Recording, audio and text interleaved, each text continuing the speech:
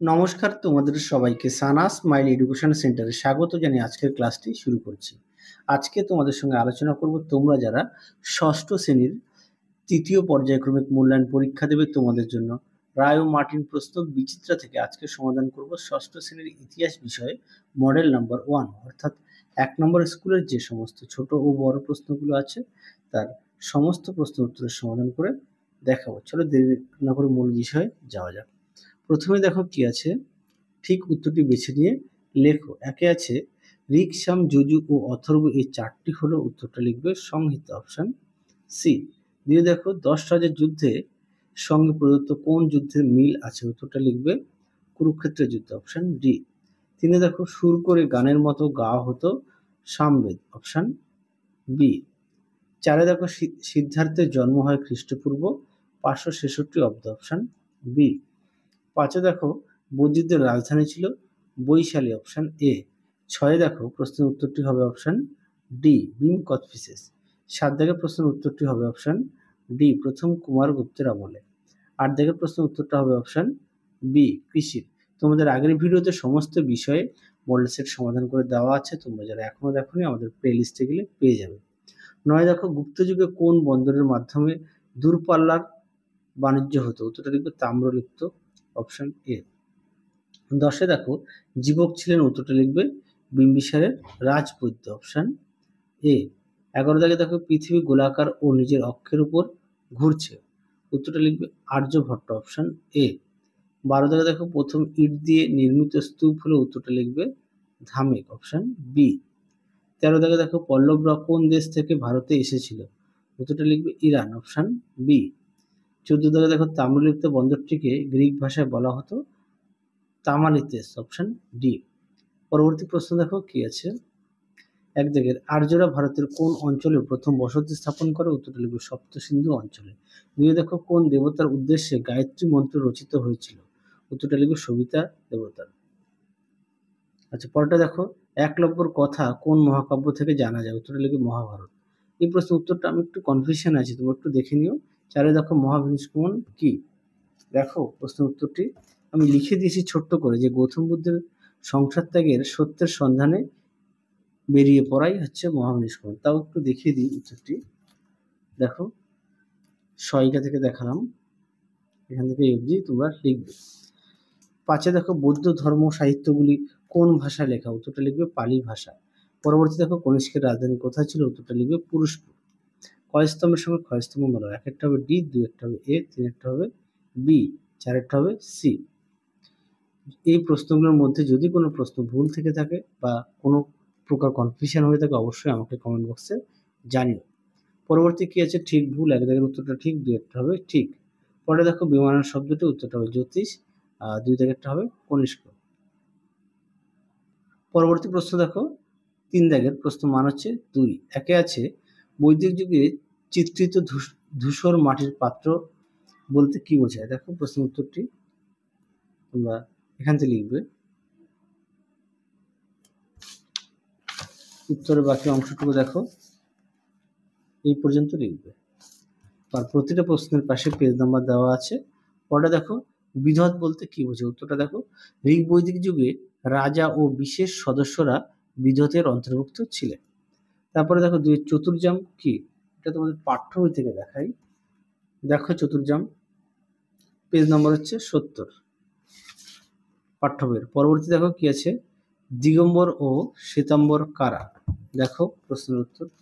তোমাদের আগের ভিডিওতে সমস্ত বিষয়ের সাজেশন দেওয়া আছে, তোমরা যারা এখনো দেখোনি আমাদের প্লে লিস্টে গেলে পেয়ে যাবে। দেখো দিগম্বর ও শ্বেতাম্বর কাদের বলা হতো।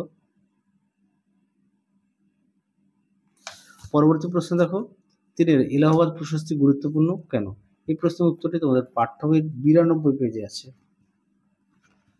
আশা করি প্রত্যেকের কাছে পাঠ্য বই আছে, তা উত্তরটা একটু দেখিয়ে দিই তোমাদের সুবিধা হবে। দেখো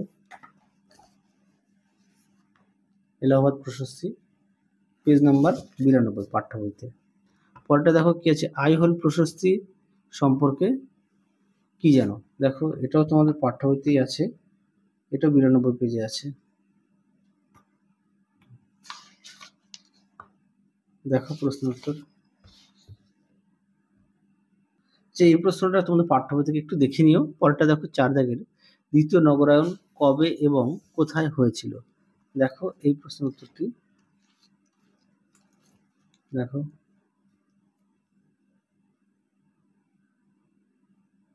পরবর্তী প্রশ্ন দেখো, অথবা দিয়ে গুপ্ত রাজাদের চালু করা সোনার মুদ্রাকে কি কি বলা হয়? উত্তরটা লিখবে দিনার।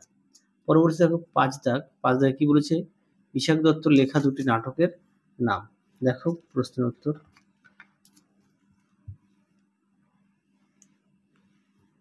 দেখো বিশাখ দত্তের লেখা দুটি নাটকের নাম মুদ্রা রাক্ষস ও দেবীচন্দ্র গুপ্ত। পরবর্তী দেখো, ব্রহ্মগুপ্ত কে ছিলেন? উত্তরটা দেখো নিচে লিখে দিয়েছি। বিখ্যাত গণিতবিদ ও জ্যোতির্বিজ্ঞানী। তার লেখা বিখ্যাত গ্রন্থটির নাম লেখো। উত্তর লিখবে ব্রহ্ম সিদ্ধান্ত। পরবর্তী প্রশ্ন দেখো, মিনান্দার কে ছিলেন এবং তার রাজধানী কোথায় ছিল? দেখো প্রশ্নের উত্তরটি। দেখো উত্তরটি, তার রাজধানী ছিল শিয়ালকোট। এখান থেকে পেয়ে যাবে। পরবর্তী দেখো, বললাম অথবা দিয়ে সম্রাট অশোক ভারতীয় উপমহাদেশের বাইরে কোথায় কোথায় ধর্মদূত পাঠিয়েছিলেন? তোমরা উত্তরটা লিখবে সিরিয়া, মিশর আর ম্যাসিডনে। আর 3-5 প্রশ্ন উত্তরটা এখানে ছোট্ট করে তাও লিখে দেওয়া আছে, আমি সহায়িকা থেকেও দেখিয়েছি। পরবর্তী প্রশ্ন দেখো 4-1 দাগে, পরবর্তী বৈদিক যুগের শিক্ষার সঙ্গে উপনয়নের কি সম্পর্ক ছিল? দেখো পাঠ্য বইতে 57 পেজে দেখো উপনয়ন, এখান থেকে এই পর্যন্ত উত্তরটি লিখবে। পরবর্তী দেখো কি আছে,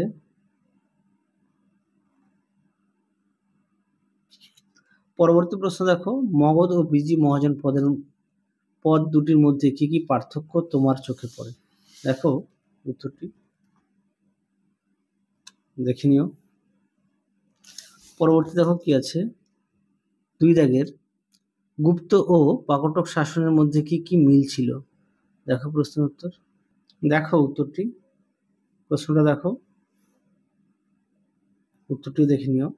তোমরা এই প্রশ্নের উত্তরটি পাঠ্য বই থেকে পেয়ে যাবে 93 পেজে। হ্যাঁ, পাঠ্য বই থেকে 93 পেজে পেয়ে যাবে। পরে দেখো দক্ষিণ ভারতের সাতবাহন শাসন সম্পর্কে কি জানো? দেখো উত্তর।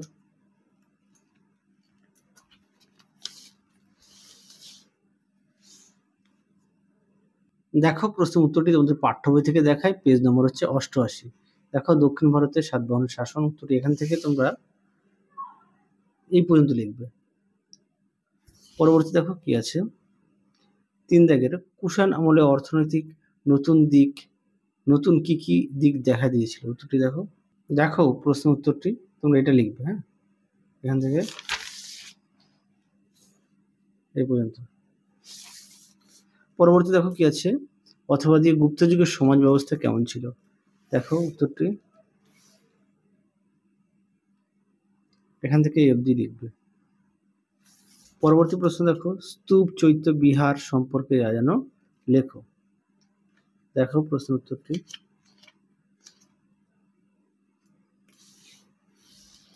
দেখো উত্তরটি, তোমরা পাঠ্য বই থেকেও পড়ে নিতে পারো।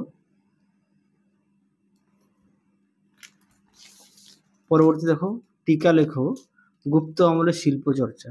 দেখো উত্তরটি, গুপ্ত আমলের শিল্প চর্চা, এখান থেকে এই অবধি লিখবে।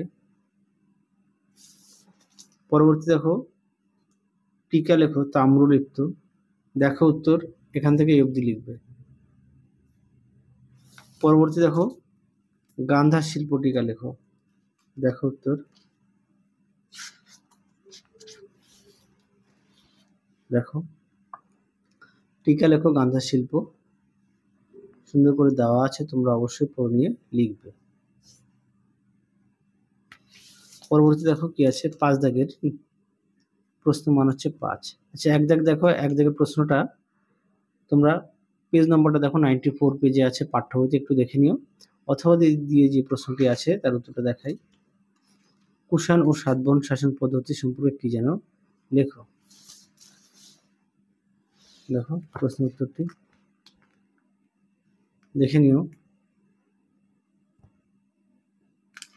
পরবর্তী প্রশ্ন দেখো 2 দাগে, মৌর্য আমলে নারী পুরুষদের পোশাক কিরকম ছিল? দেখো উত্তর। মৌর্য আমলে পুরুষ ও নারীদের পোশাক, দেখো মৌর্য আমলে পুরুষদের পোশাক আর এটা হচ্ছে নারীদের পোশাক ও অলংকার।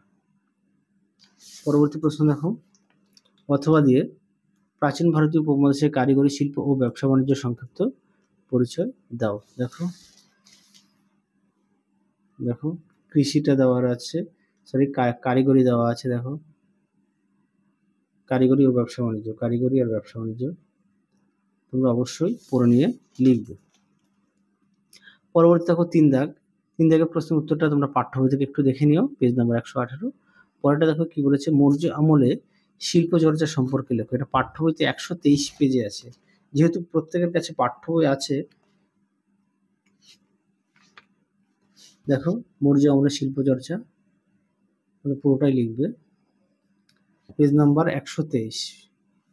পরবর্তী দেখো, শক-কুষাণ যুগের বিখ্যাত দুটি শিল্পরীতির নাম। তোমরা লিখবে গন্ধার ও মথুরা। তাহলে চলো আজকের মতো এখানেই সমাপ্ত করছি। আবার দেখাবো খুব শীঘ্রই তোমাদের পরবর্তী ভিডিওতে। তোমরা সবাই সুস্থ থেকো, ভালো থেকো। আজকের মতো টাটা।